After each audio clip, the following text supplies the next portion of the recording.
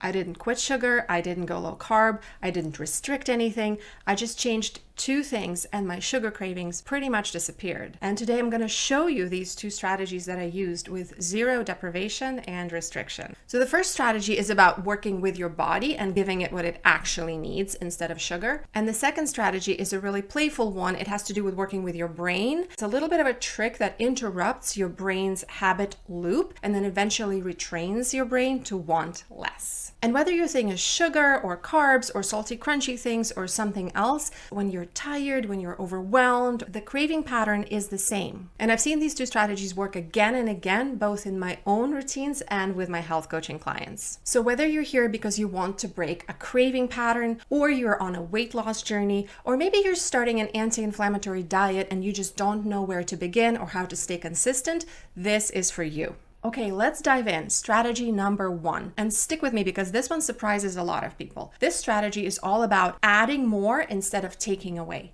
Yes, you heard me right. The minute we start cutting sugar or carbs or whatever, our brain immediately panics. Restriction activates our deprivation alarm, and that alarm creates more cravings. So on my own journey, instead of taking things away, I started adding, and that strategy alone changed everything. So what do we add? First and foremost, add nourishment. There was a phase in my life when I was on a so-called health streak trying to keep my weight under control. I'd leave the house with just a cup of coffee for breakfast, maybe a banana or an orange, a nibble of nuts for lunch, then another coffee. And then after being good like this all day, I would come home and raid the fridge, and suddenly that half pint of ice cream or corn chips on the shelf would look especially good, even before I started to think about cooking anything healthy for dinner. And then of course I'd feel kind of icky and beat myself up about it. Later I learned that that wasn't a lack of willpower, it was basic biology. My brain and body were starving for real food, so no wonder they were pushing me towards quick fixes. And over time, that became a pattern that my brain actually expected. And honestly, once I started adding real nourishment, protein and fiber and good fats, especially in the mornings, I noticed something amazing. My cravings became quieter. They didn't immediately disappear, but they were easier to manage. Just as important as nourishment, it's crucial to add hydration. Most of us walk around dehydrated, and a dehydrated brain sends the same signals as a hungry one. So sometimes that "I need something sweet right now" urge is actually your body asking for water. In addition to deeper nourishment and hydration, I also added more sleep. When we don't get enough sleep, especially in those early hours of the night, cortisol rises. And when cortisol rises, our hunger hormones spike and our fullness hormones drop. And then we end up craving all day long. Once I added a really nice evening routine, I started going to bed earlier and get much better sleep.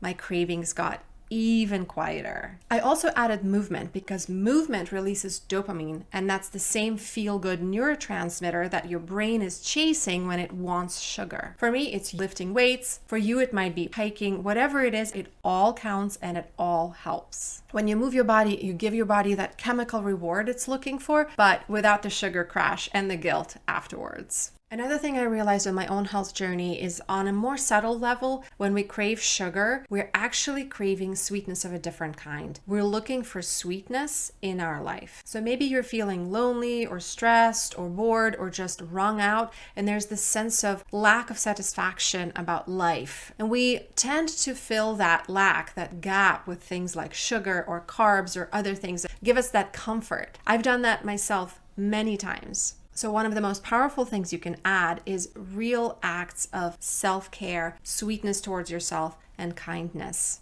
Wrap yourself in your favorite blanket with a cup of tea and your favorite book. Take a bath. Call a friend who makes you laugh. Basically, give yourself the kind of care that your brain is trying to get from sugar. When you add these forms of emotional nourishment on a deeper level, the pull towards sugar and carbs or whatever, it starts to get quieter because you're meeting the real need behind the cravings. With all of this said, I totally understand that in the moment when you're standing in front of your freezer or your jar of cookies, it's really hard to think of a strategy, to think of what to do instead. And this is where my second strategy comes in that's really playful and surprisingly powerful. So stick with me. It's a game that I came up with to help myself on my wellness journey, and now I help my clients. It's like a little pattern interrupt trick that you use to interrupt your brain's craving loop in a way that's easeful and fun. So instead of white knuckling or trying to be good, instead of trying to make a decision about what to do in the moment, I created the Craving Crusher jar, or sometimes I call it the Sweet Escapes jar, right? Instead of the cookie jar, which is simply a jar filled with small slips of paper, each one with a feel-good strategy, a feel-good action that you can take when you feel a craving. This strategy can help you in 3 ways. It helps you ride the wave because cravings usually dissipate within a couple of minutes. It also helps reduce decision fatigue so you don't have to overthink your next move when a craving hits. And finally, it replaces guilt with curiosity and playful surprise, which is a much kinder way to approach cravings. Some of the examples that I have right here are pause and read a few lines from a poem or a book. We have step outside for a minute and take 5 slow breaths. And this one says, listen to your favorite feel-good song, and if you wish, wiggle dance around the kitchen. They're fun, they're easy, they're unexpected. This works because of basic habit psychology. Cue, action, reward. So you have a cue where you want something, you want a treat of some kind, and you give yourself the reward that your brain is looking for, but you change the action. Sugar gives a reward, whether it's dopamine or comfort or quick energy. So when you replace only the action and still give your brain the reward it's looking for, you start to soften the old pattern and create a new one. And over time, your brain starts to actually crave these soothing actions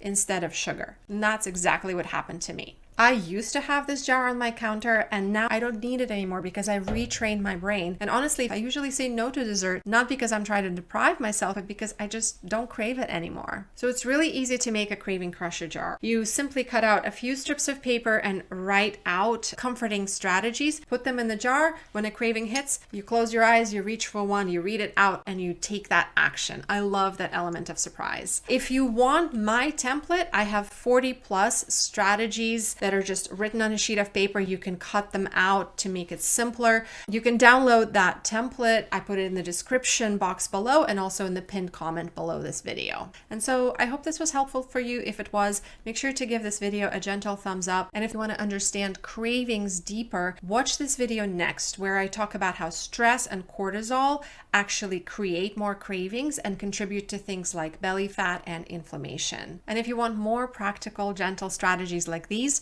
feel free to subscribe. I'd love to support you on your wellness journey.